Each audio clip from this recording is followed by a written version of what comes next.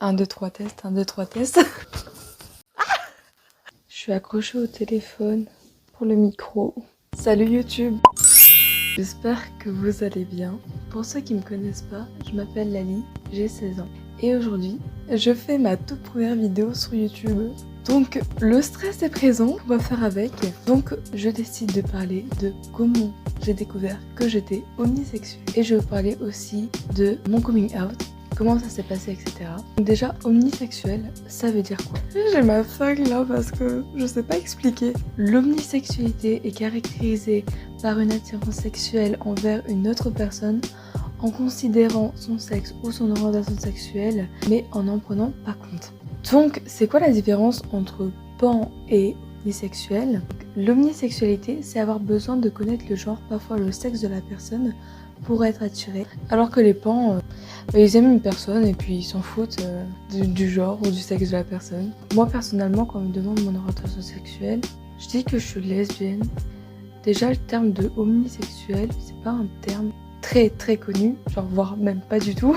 Donc, je vais vous raconter un peu mon parcours entre parenthèses. Tout d'abord, je pensais être hétéro à 100%. Je me voyais pas avec autre que les mecs. Il y a 2-3 ans, j'ai commencé à me passer... 2-3 ans, j'ai commencé à me poser pas mal de... J'arrive pas à dire poser, genre juste poser.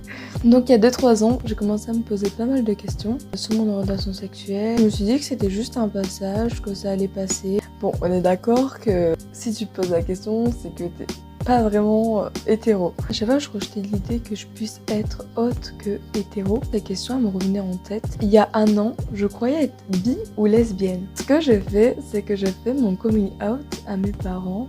Je stressais d'ailleurs pour rien, parce que mes parents sont très ouverts d'esprit sur la chose.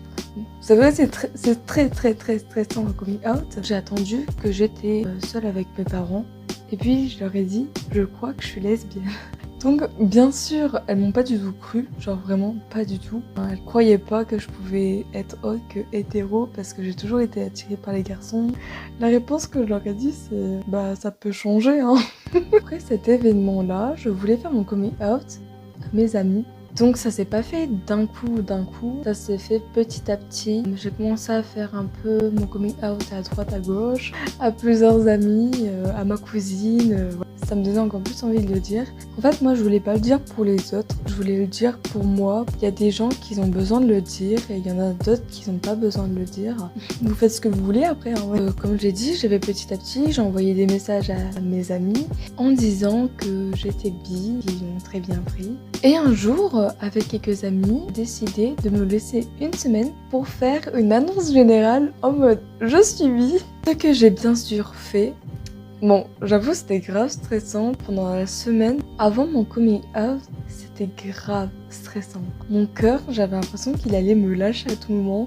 J'ai cru que j'allais abandonner cette idée de faire mon coming out. Ce que j'ai fait, c'est que j'ai fait une story exprès pour faire mon coming out. Je dois avouer que j'ai mis un peu n'importe qui dans la story. Est arrivé ce jour fatidique où je devais faire mon coming out. Déjà, je l'ai fait le soir parce que le matin, je réfléchissais encore à la chose. Puis le soir, je me suis lancée. D'ailleurs, si je retrouve les photos, je vous les mettrai juste là. Lali, monteuse, j'espère que tu retrouveras les photos. J'ai écrit ça dans ma story. Je dois avouer que quand j'ai cliqué sur le bouton envoyer, mon cœur... J'avais l'impression que j'allais faire une crise cardiaque. Je l'ai envoyé, ma story Snap et Insta. Quelques minutes après, j'ai reçu des dizaines et des dizaines de messages. Et j'avoue que j'avais pas trop envie de les ouvrir. Au final, c'était plein de messages d'amour, de bienveillance. Vraiment, je me sentais revivre. Puis ça m'a redonné confiance en moi, je sais pas pourquoi. Ça fait vraiment du bien de le dire, ça libère.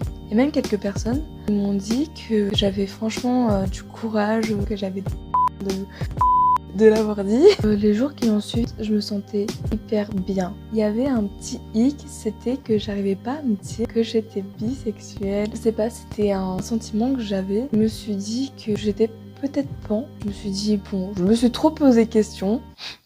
On va se calmer. On va réfléchir pendant quelques temps. Je vais faire semblant de rien. Je vais vivre ma vie et puis on verra bien ce que l'avenir nous réserve. Bon, je crois que je vais abandonner parce que j'arriverai jamais à le dire. Un jour, je traînais sur TikTok et j'ai vu une vidéo d'une fille qui expliquait ce qu'était l'omnisexualité. Bien sûr, je ne savais pas du tout ce que c'était. Cette vidéo en question, je l'ai envoyée à une amie parce qu'elle cherchait aussi son orientation sexuelle en pensant que c'était ça. Donc non, c'était pas ça bien sûr. Mais en fait, quand j'ai envoyé cette vidéo à ma pote, cette vidéo elle me trottait pas mal dans la tête. Vraiment pas mal. Je me dis, punaise, comment se fait-il que j'arrête pas de penser à cette vidéo? Non, j'étais perdue en fait, oui.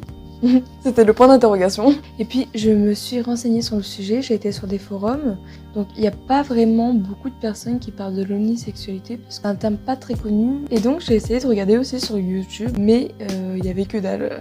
Il y avait des vidéos, mais elles étaient en anglais. Et Dieu sait que l'anglais et moi, ça fait deux, et puis il n'y avait pas de sous-titres.